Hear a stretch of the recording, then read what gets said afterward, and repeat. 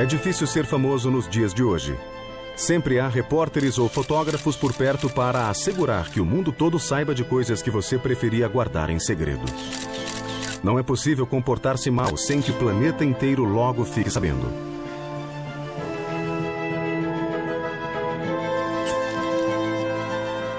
I did not have sexual relations with that woman. É claro que em um passado distante, quem governava não tinha esse problema. Não precisava se preocupar com a imprensa nem com um paparazzi intrometendo-se em seus assuntos particulares. Estava a salvo das manchetes e colunas de fofocas. Até agora. Esta série pretende dar à mídia moderna a chance de revelar a vocês detalhes da vida das pessoas mais famosas da história. Neste episódio, conheceremos a vida particular de reis e rainhas da Inglaterra. A vida privada dos poderosos, reis e rainhas da Inglaterra. Rainha Vitória, a mulher que deu nome a toda uma era, associada à firmeza, à força da família, a altos e rígidos princípios morais, e John Brown. Esse escocês, seu atendente pessoal e amigo dileto, afastou-a da família e viveu com ela um relacionamento que na época escandalizou o país. Um caso clássico de vida privada bem diferente da fachada pública. E Vitória viveu assim 18 longos anos, pois não existia mídia para bisbilhotar, e ela podia dizer a todo o mundo que não se metesse onde não devia. Hoje não seria tão fácil, mesmo para uma rainha, pois obviamente os impiedosos cartunistas dariam asas à imaginação. Now that's what I call a cable, Mr. Brown. I don't think for a second that Queen Victoria would have got away with it for so long with John Brown. And sometimes it makes me think of Charles and Camilla, that they tried and wanted and, were they keeping it under the wraps? There's no way she could have had this affair.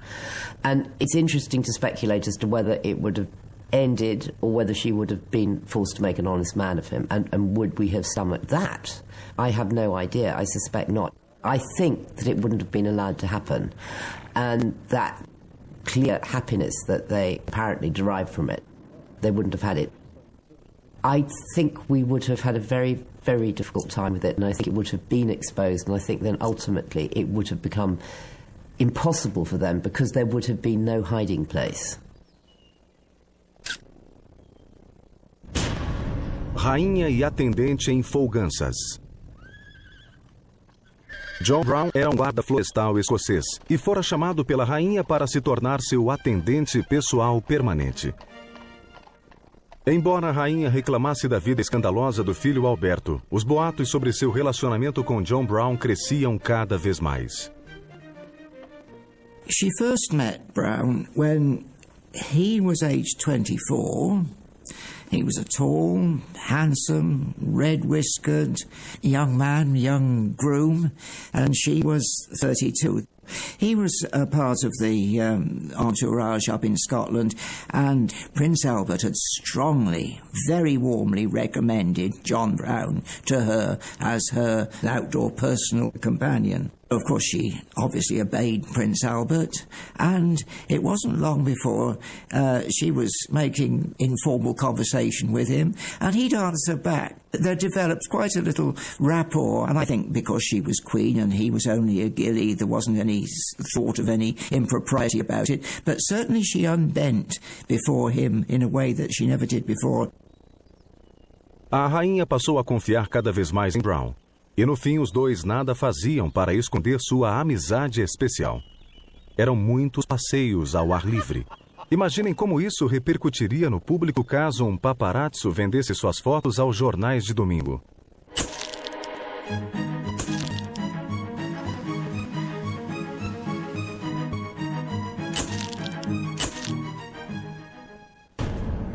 Pombinhos, Vitória e o novo servente.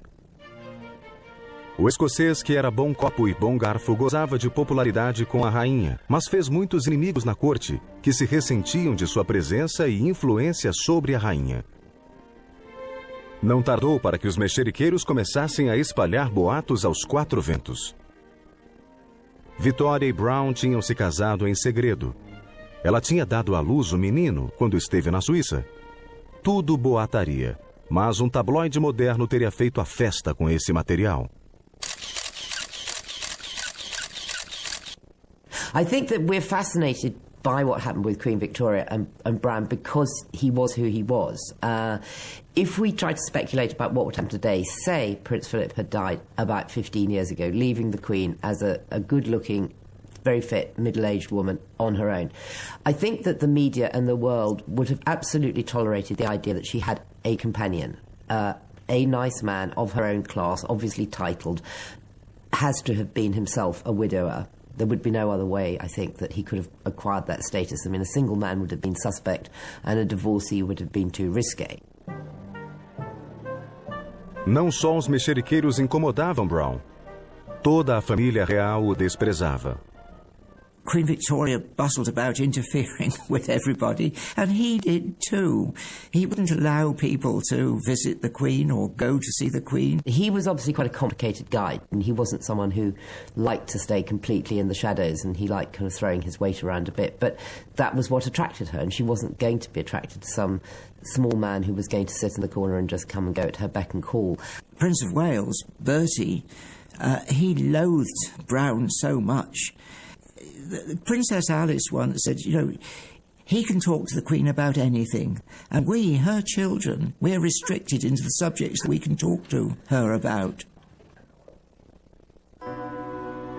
John Brown morreu em 27 de março de 1883 com apenas 56 anos. A entristecida rainha escreveu: "Chorai comigo, pois o melhor e mais honesto coração deste mundo deixou de bater. Minha tristeza é enorme, e não sei como sobreviver a ela." A rainha sobreviveu 18 anos. Quando morreu em 1901, seus inimigos membros da família real puderam se vingar do homem que odiavam, mas que havia cativado sua rainha.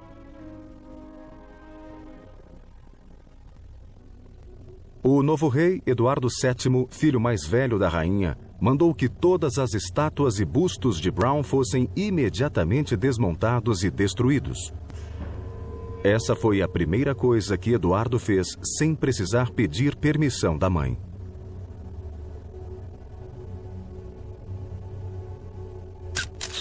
Pelos padrões de hoje, o modo como a rainha Vitória tratava o filho, de apelido Bertie, seria considerado abusivo. Não fisicamente, mas mentalmente. Porque ela fez uma longa e maldosa campanha contra o filho, o que manteve os jornais da época bastante ocupados.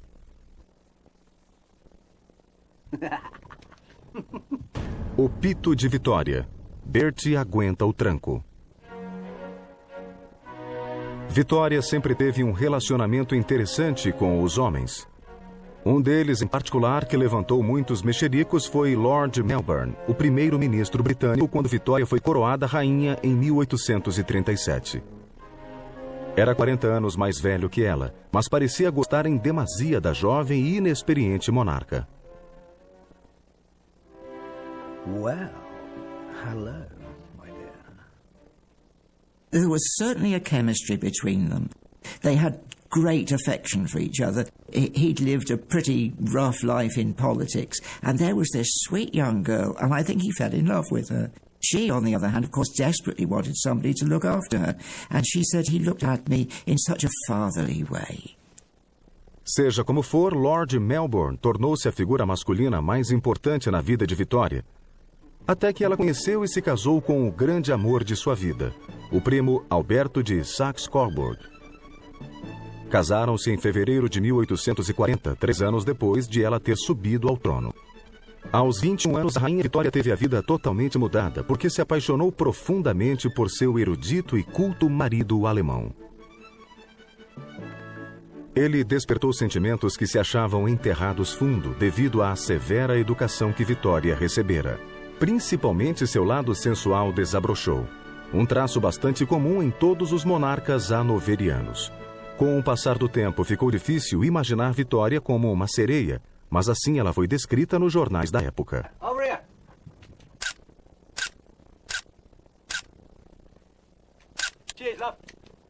Por sorte, Alberto podia satisfazer sua rainha, que em troca lhe deu nada menos que 9 filhos nos 17 anos que se seguiram.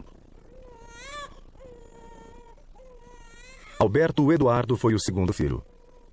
Nasceu em 9 de novembro de 1841, num parto difícil e doloroso para a rainha. Entretanto, ela parecia encantada com o recém-chegado, o segundo no espaço de 1 ano. Era o primeiro herdeiro masculino da linhagem real da Casa de Hanover. E a rainha e o consorte estavam determinados a prepará-lo para a difícil arte de reinar. Assim, quando Eduardo completou 7 anos, Alberto e os tutores puseram mãos à obra. Educação, educação, educação. Era o que queriam dar ao menino. E, excluindo quase todo o resto, foi exatamente isso que ele recebeu. There was a team of tutors producing the most harsh regimen that you could possibly imagine for this poor young kid. He was given 6 or 7 hours of study every day, 6 days a week, no light reading, harsh physical exercise for the rest of the time. And his tutors were given the specific instructions that he should go to bed physically completely tired every night. Mas Vitória começava a mostrar sinais de profundo desgosto pelo filho, que considerava teimoso e indolente. Por isso, o regime do rapaz tornou-se ainda mais opressivo. À medida que crescia, o jovem desenvolveu gosto por mulheres, diversão e música, mas Vitória e Alberto não lhe davam nada disso. E pressionavam o príncipe, que começava a gostar da vida social. No verão de 1861, a situação piorou. Bertie caiu-se de amores por uma atriz, Nellie Clifton.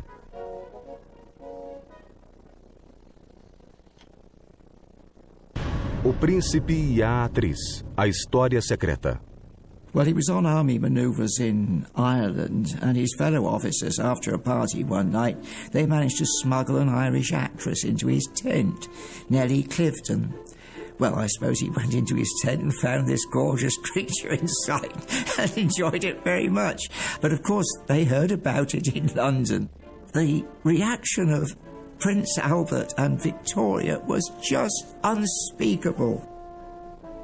A paixão por uma simples atriz não era o que a rainha e o príncipe consorte esperavam do filho. Quando a história chegou aos ouvidos do pai, este comentou: "Foi o pior choque que já senti em minha vida." O triste comentário ficou na cabeça de Vitória. Numa visita que fez ao filho em novembro de 1861, o consorte caiu doente. E nunca mais se levantou. O príncipe Alberto sucumbiu à febre tifoide em 14 de dezembro. Vitória ficou arrasada e inconsolável. Infeliz rainha chora seu Alberto. Mas a tristeza da rainha achava-se agravada por outros sentimentos: amargura, raiva, desprezo e desgosto pelo filho que a seus olhos causara a morte do amado marido. Era bobagem, claro, mas Vitória não pensava assim e escreveu: "Por mais pena que eu sinta de meu filho, não posso mais vê-lo sem estremecer." E passou os 40 anos seguintes vingando-se do filho. You'd expect that a young man would take up the reins of government and take on responsibilities after that. But she wrote that Bertie should upon no account be put at the head of any of those societies or commissions or preside at any of those scientific proceedings in which his beloved father took so prominent a part. She deliberately, right from the beginning, specifically excluded him from any responsibility. Assim, não foi surpresa que o humilhado príncipe, impossibilitado de desempenhar suas funções, recuasse para o mundo do álcool, jogo, caça, dança e agisse com rebeldia, andando com amizades que Vitória desprezava e odiava. Nem foi surpresa que buscasse conforto nos braços de amantes que lhe davam o que sua frígida mulher recusava. Afinal, ser rejeitado pela mãe é ruim. Pior é ser também pela mulher. Portanto, da próxima vez em que os políticos falarem de voltar aos valores vitorianos, seria muito bom questioná-los a fundo.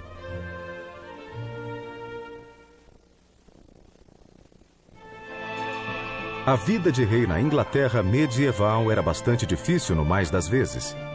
Havia gente demais querendo esse posto.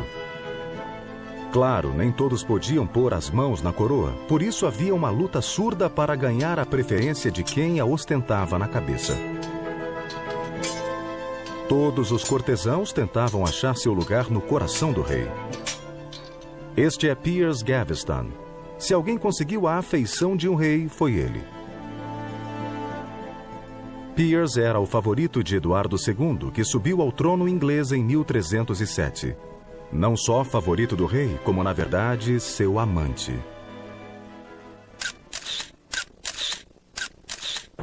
O rei apaixonado. Chocante.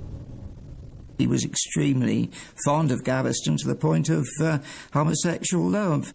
Even at the time, there was a medieval writer who said, "I never knew anyone who loved another man so much as him." Não era brincadeira ser homossexual na puritana Inglaterra da Idade Média. A homossexualidade era considerada uma heresia, um pecado contra a natureza. Quem a praticasse tinha, diziam, bilhete direto para o inferno. It was against church teaching. People didn't like it. Bishops spoke against it. A ideia de um rei abertamente homossexual, de certo, não é tão chocante hoje.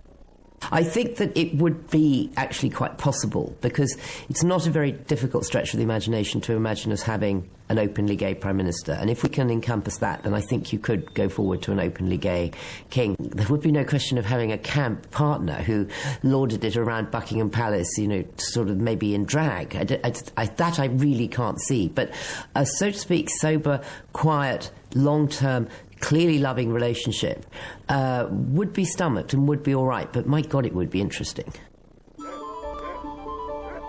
Serem governados por um rei homossexual devia ser alarmante para os poderosos barões ingleses. O que era pior, eles simplesmente odiavam Piers Gaveston. Piers era um dandy extravagante, empoado e perfumado, charmoso mas untuoso. Acima de tudo, era intoleravelmente arrogante. Nada disso incomodava o rei Eduardo, que parecia encantado com um ambicioso amigo. Mas algumas caricaturas em um tabloide chamariam o rei à razão e o tornariam mais cuidadoso.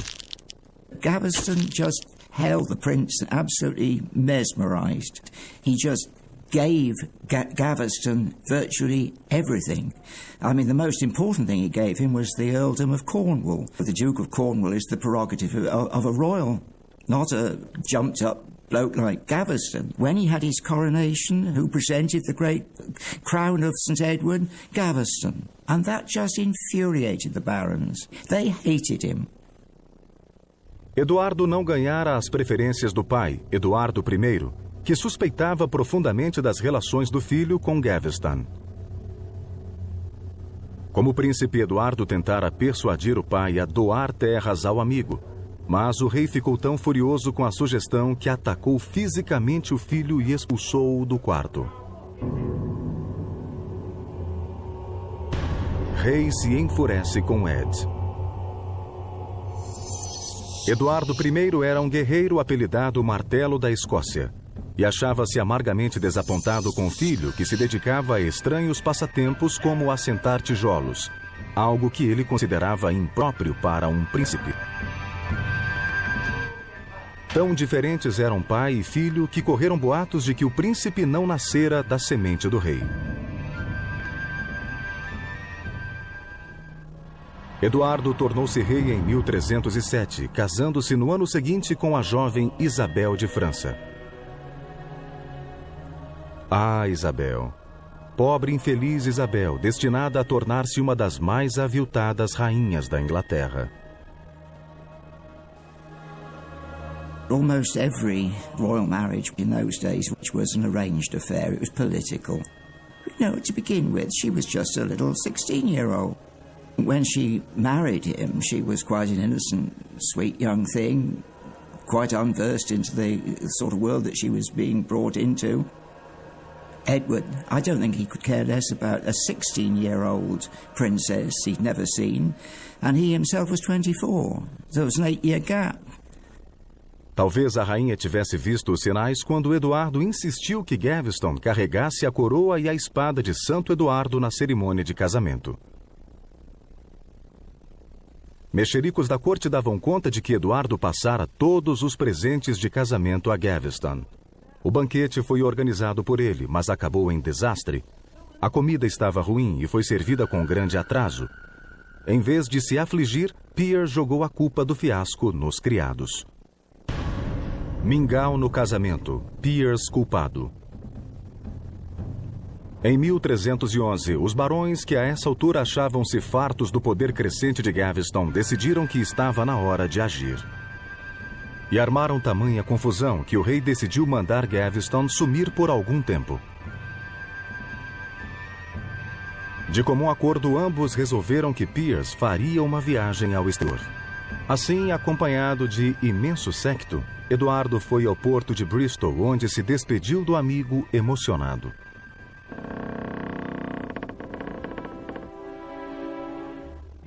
The Queen departs for France. Mas logo roía as unhas de saudade do amor ausente. Sem ele era-lhe impossível viver. Assim, Gaveston foi rapidamente chamado para tomar seu lugar ao lado do rei.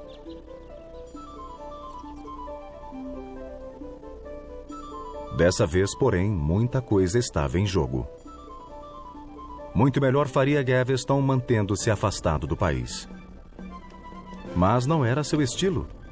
Talvez ele achasse que, com o rei de seu lado, estava a salvo da ira dos barões. Pois enganava-se. No fim de 1309, começaram a correr boatos de que o favorito do rei voltara à Inglaterra e achava-se descansando no sul. Foi o quanto bastou. Os nobres, principalmente o Duque de Warwick, não tolerariam um segundo desafio. Warwick era um homem rude e vingativo, que Gaveston apelidara Fera Caçadora.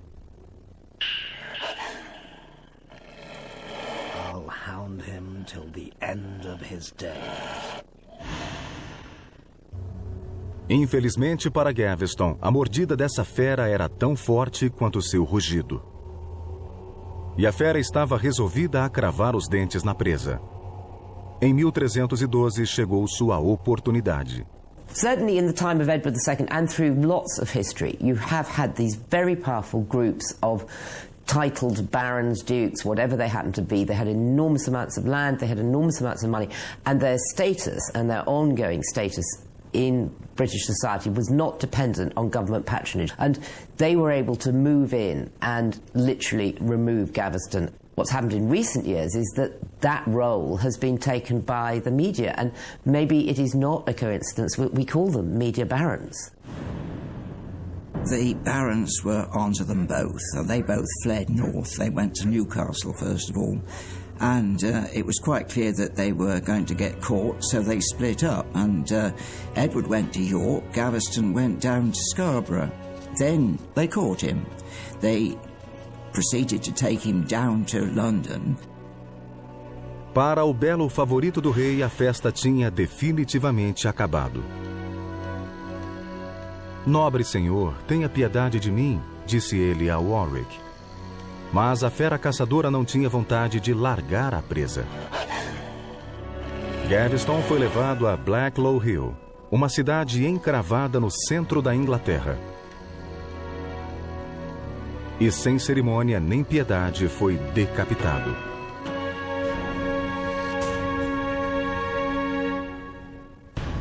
Sem lágrimas para Piers. Muitos nobres da corte acorreram a Blacklow Hill a fim de presenciar a execução e ter certeza de que Gaveston fora finalmente eliminado. Hoje, é claro, não haveria necessidade de nada parecido. A imprensa teria acabado com Gaveston muito antes do machado. Ou não? The modern media would clearly, I think, have destroyed Gaveston from what we know about his behaviour, because A, he was very in your face, very camp, and he was also extremely arrogant in a way that I don't think any female partner would be, in terms of, he was male, he therefore felt he had power and he flexed his muscles. Dizem que Eduardo chorou Piers como um pai chora o filho. dor por Ed. Mas os favoritos vêm e vão, e Eduardo logo foi consolado por outra sedutora companhia masculina. Chamava-se Hugh Despenser. Era um jovem cortesão, não tão elegante quanto Piers Gaveston, mas igualmente ambicioso. E se tornaria igualmente impopular. Hugh dispenses his favors far and wide. Trabalhando ao lado do pai, que também se chamava Hugh, o jovem rapidamente tomou o lugar de Piers Gaveston. They were very staunchly loyal to Edward right the way through the first part of his reign. The elder Despenser was an honourable man, though very greedy and acquisitive, but the younger man was exactly the same age as Edward II himself. When Gaveston went, he sort of took over his role. He made the younger one Chamberlain, and he remained Chamberlain for almost 20 years. And he did a lot of good to the country. He also did a lot of good to himself. Mas quem quisesse uma vida sem problemas devia passar longe da posição de favorito do rei. As espadas logo foram desembainhadas, em particular contra o jovem Hugh. As coisas começaram a azedar em 1316. Nesse ano, Eduardo finalmente reconheceu que não sabia governar o país e decidiu que faria melhor se passasse o controle aos barões.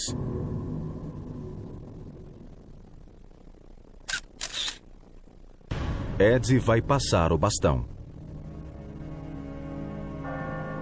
Não era uma boa notícia para os dois Despenser, que, tal como Gaveston, agora se achavam em colisão com a poderosa nobreza. Havia ainda outro agravante. A rainha também odiava os Despenser. Talvez não tanto quanto odiava o marido que a ignorara, humilhara e ofendera, mas odiava-os do mesmo modo. There was a diplomatic problem with France. She was the wife of Edward, and she was the sister of the King of France. So the Pope thought that she was the perfect person to intercede between the two. She was very cunning. She was no longer the sweet 16-year-old that we came across earlier. She had learnt a lot in those years. When she got to France, it was quite clear that she'd gathered around herself a lot of supporters. In particular, the one that she had her eye on was Roger Mortimer, and she engineered Mortimer's escape from the tower. He shinned down a rope from the tower, made his way to France, and there they lived in open adultery. O casamento é um laço sagrado entre homem e mulher, mas alguém se interpôs entre mim e meu marido para desatar esse laço. Só voltarei quando esse intruso for removido e usarei trajes de viúva até conseguir me vingar. 3 é demais em um casamento. Não era preciso ser um gênio para saber quem era o intruso. Isabel tramou a cruel vingança passo a passo e não tardou em realizá-la. Em setembro de 1326, ela desembarcou na Inglaterra com algumas centenas de seguidores, tendo ao lado Eduardo, o filho mais velho, então com 13 anos. Era o futuro Eduardo III. Edward was completely panic-stricken and tried to escape, but she was winning the day. And the townsfolk of London, that is, the citizens of London, were very much on her side.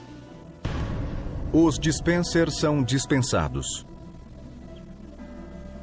Para os Despenser, tal como acontecera com Gaveston, o fim achava-se próximo. Hugh, pai, teve morte mais branda. Foi enforcado em um patíbulo comum de Bristol e esquartejado em seguida. Para Hugh, filho, reservou-se algo especial. Primeiro ele foi levado a Hereford, perto de suas terras, nas Charnecas de Gales, tendo por vestimenta um saco e cinzas. Foi insultado e apedrejado pelos aldeões nos vilarejos por onde passava. Após um simulacro de julgamento, ele foi içado a uma escada, onde sua genitália foi cortada e jogada ao fogo, como punição pelos atos desnaturados que ele praticara com o rei. He was brutally dispensed with. Mas a rainha não estava satisfeita. Ainda fazia questão fechada de se vingar do negligente e detestado marido. Primeiro, Eduardo II foi deposto, e o filho foi coroado rei Eduardo III, a 29 de janeiro de 1327. Pela primeira vez na história da Inglaterra, uma rainha e seu filho destronaram o monarca. Nas 3 semanas que se seguiram, o ex-rei foi chutado de um castelo para outro. Na verdade, ninguém sabia o que fazer com ele, até a sinistra noite de 20 de fevereiro no castelo de Berkeley. Deixemos que Holinshead, cronista da época, descreva o que aconteceu ali. Esmagado sob o peso de uma enorme tábua, Eduardo foi subjugado e empalado com um chifre. Em seguida, enfiaram-lhe no corpo através do chifre uma tenaz em brasa que, empurrada até as entranhas, queimou-lhe o ventre por dentro. Por fora, todavia, nada se percebia. Dizem que os gritos do rei em agonia podiam ser ouvidos nas aldeias mais próximas. Isabel finalmente realizara sua terrível vingança.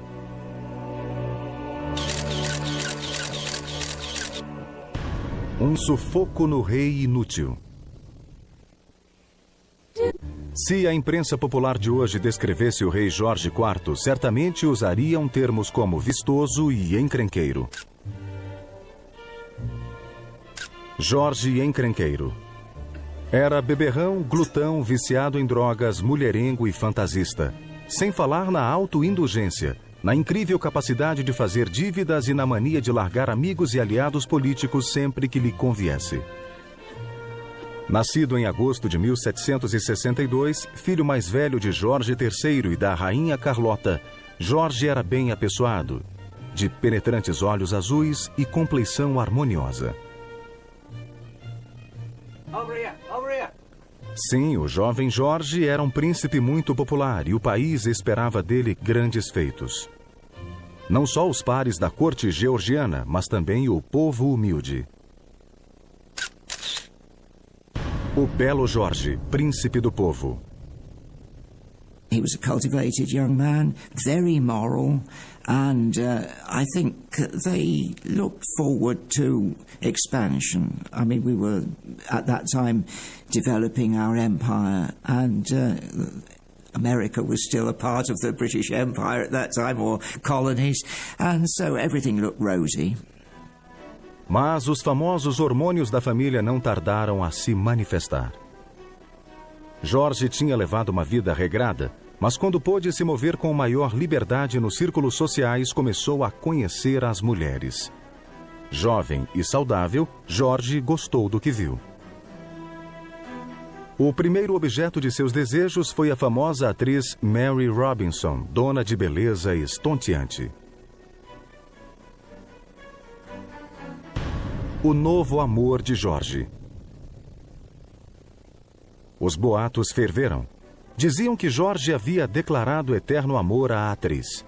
Eterno, isto é, até que outras jovens abençoadas pela prodigalidade do príncipe aparecessem. E não havia dúvida. Jorge era considerado atraente pelas damas. Um verdadeiro presente para os cartunistas de hoje. My dear, how lovely to meet you both. As extravagâncias e paixões de Jorge aumentaram ainda mais o abismo que os separava do pai. De fato, o rei Jorge III era um severo pai de família que considerava o comportamento do filho simplesmente abominável.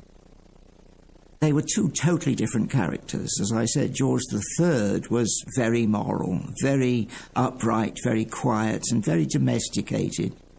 Prinny, very intelligent, very articulate, very artistic, very exhibitionist, and I think that he simply burst out of the bounds that his father wanted to put round him. They wanted the best for him, and they were all the time trying to force him to be good. A essa altura, o príncipe achava-se pesadamente endividado, mas tudo parecia em ordem, pois em 1783 ele se mudou para o esplendor de Carlton House, em Londres, recebendo do pai uma pensão de 50.000 libras anuais. Além disso, o parlamento concedeu-lhe um bônus de 30.000 libras para cobrir suas dívidas. Mas George não resistiu à elegância da nova mansão onde morava. E num piscar de olhos, os gastos com mobília e reformas chegaram à estratosfera.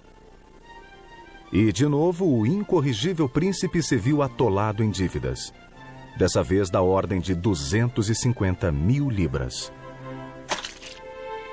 Mas George resolvera se apaixonar de novo por uma mulher mais velha que ele, Maria Fitzherbert. Dessa vez o romance trouxe dores de cabeça. She was a commoner. Now, I know that means almost nothing to us today, but right up to into the 20th century, kings married princesses. But it was worse than that, because there was the Royal Marriage Act of 1772, and that would invalidate any marriage that he might make if he married someone under the age of 25, and he was still under 25. It was even worse than that, because she was a Catholic. Now, the Act of Settlement in 1701 made it impossible for any prince who married a papist to succeed to the throne, and poor Maria Fitzherbert was a papist. Also, she was quite a moral young lady, and she would not be his mistress.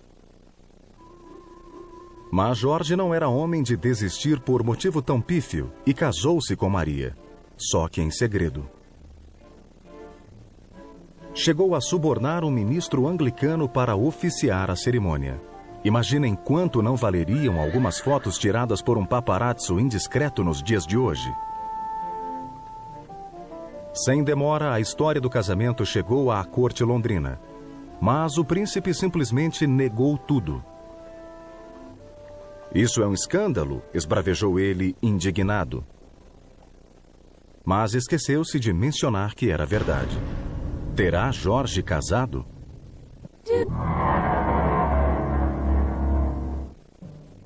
O príncipe tentou levantar fundos a fim de pagar o que gastara em sua mansão. Mas o pai recusou-se a abrir os cofres do tesouro mais uma vez para satisfazer o insaciável e pródigo rapaz. Em poucos dias, o príncipe era perseguido pelos credores. For a change, the prince is being chased. Não lhe restava alternativa senão cortar despesas. Os cavalos de corrida foram vendidos e a criadagem reduzida. Mas o principal foi o ato público de contrição feito pelo príncipe, que prometeu solenemente retirar-se da vida social até pagar todas as dívidas. O parlamento gostou do discurso, o suficiente para conceder-lhe mais 160.000 libras que o ajudariam a recuperar a solvência. Até o rei acrescentou 10.000 libras à pensão anual do filho. Portanto, o príncipe, além de contar mentiras ao parlamento, recebeu dinheiro público para sanar suas combalidas finanças. As manchetes modernas, de certo, não descansariam um minuto. Endividado até o pescoço, é um saco sem fundo. Qual foi a resposta de George à generosidade parlamentar e paternal? Mais despesas e extravagâncias, dessa vez para construir o magnífico pavilhão de Brighton. O pavilhão existe até hoje, um espetacular testemunho do extremo bom gosto de George e de seu talento artístico, e um monumento a seu gênio para gastar dinheiro. O pavilhão de George custou milhões. Tendo por pano de fundo sua vida amorosa, Maria Fitzherbert fora descartada. E os primeiros sinais de loucura do pai, George foi forçado a aceitar a união com uma princesa europeia. Aliás, esse seria o único modo de ele conseguir que o parlamento de novo pagasse suas enormes dívidas. A feliz escolhida para noiva foi a prima de 27 anos, Princesa Carolina de Brunswick. Impossível imaginar uma noiva menos adequada para o trepidante George. Carolina era gorda, desajeitada, nada feminina, e pouco ligava para a higiene pessoal, assim como a aparência. Na verdade, parecia não dar a mínima importância a tais itens mundanos. O primeiro encontro entre o noivo e sua prometida foi pouco menos que calamitoso. Ele a viu, virou-se e disse ao criado: "Não me sinto bem, por favor, um copo de brandy."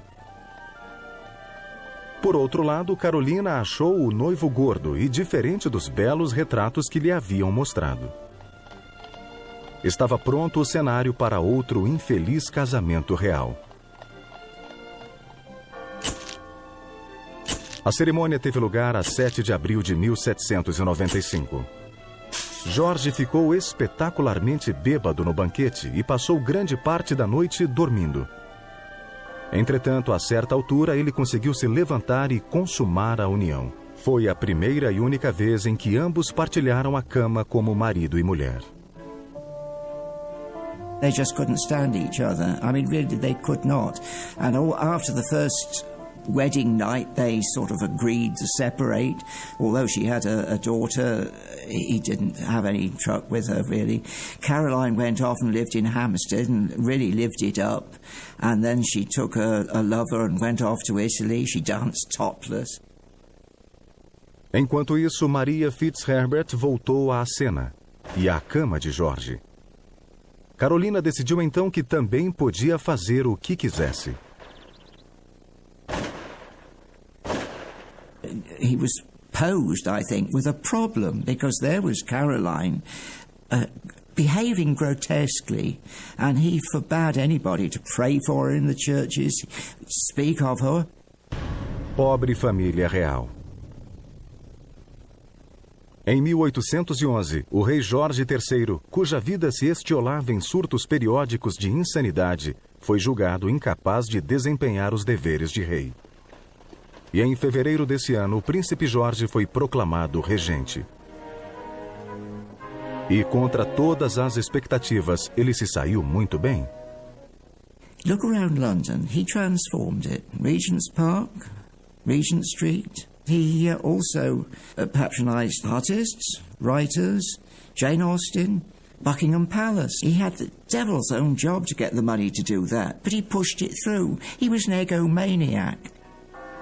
Jorge III morreu a 29 de janeiro de 1820, e o príncipe regente ascendeu ao trono aos 58 anos como Jorge IV. Sua primeira providência foi dar um jeito de desfazer o desastroso casamento com Carolina e evitar que ela se tornasse rainha. Meanwhile, Caroline knew that she was queen, and she asked the Prime Minister, "What arrangements are there in Westminster Abbey for my coronation?" And she came back, and every place that she stopped at, from the coast right up to London, people cheered her, bunting out for her, bands playing, and poor old Prinny was absolutely terrified of having her. A seguir, deu-se um dos mais cruéis episódios da história real inglesa. A coroação aconteceu em 19 de julho de 1821, com uma ausência muito notada. A coroação real. E a rainha? Sob ordens expressas do rei, e apesar das desesperadas tentativas de Carolina de entrar na abadia, foi-lhe negado o direito de assistir à cerimônia e dela tomar parte. He was inside, and Caroline came swirling up to Westminster Abbey, having the doors closed against her everywhere she went. Nessa história, há ecos do ocorrido com Diana, princesa de Gales, que também era a herdeira da coroa e cativou o coração do público inglês mais de 250 anos depois. You look back on what happened to Caroline of Brunswick and you think, oh my God, of course that couldn't happen today. And then you think, well, actually, hold on a minute. It sort of did. Okay, it wasn't as dramatic. We didn't have a queen being locked out of her own coronation and banging on the door. But we did have a future queen, an HRH, a mother of the future king, being stripped of her titles, being semi-exiled from the life of the royal family, and she was not included in the royal occasion. So she was, in a sense, a pariah. Don't forget that the end result was that Princess Diana ended up going out with the son of a grocer, admittedly a jolly posh grocer and a very rich one, but nevertheless a grocer. O imperador Napoleão, implacável inimigo da Inglaterra, morreu a 5 de maio de 1821. Um cortesão muito animado foi levar a notícia ao rei. Majestade, alegrai-vos, vosso maior inimigo morreu. Carolina, replicou o monarca deleitado. Jorge pensou que o cortesão se referia à rainha. Apesar do desapontamento, o rei só precisou esperar 3 meses para ouvir a notícia. Carolina finalmente fez o que todos esperavam e expirou a 7 de agosto. Poor woman, she knew she was dying and she wanted on the coffin, she wanted a plaque to be put, Caroline, the injured queen, King George IV. He ordered that should be taken off. And partisans stuck it back on again. And all the way to the coast, whether it was on or off, you never knew. The public certainly at the time sided with Caroline of Brunswick. I mean, we as a nation like to side with the underdog.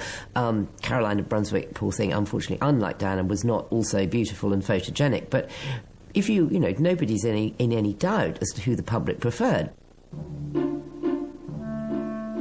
Encharcado de copiosas doses de brandy e impulsionado por outro tanto de láudano, o rei Jorge, nos últimos anos, refugiou-se em um mundo em que realidade e fantasia eram uma coisa só.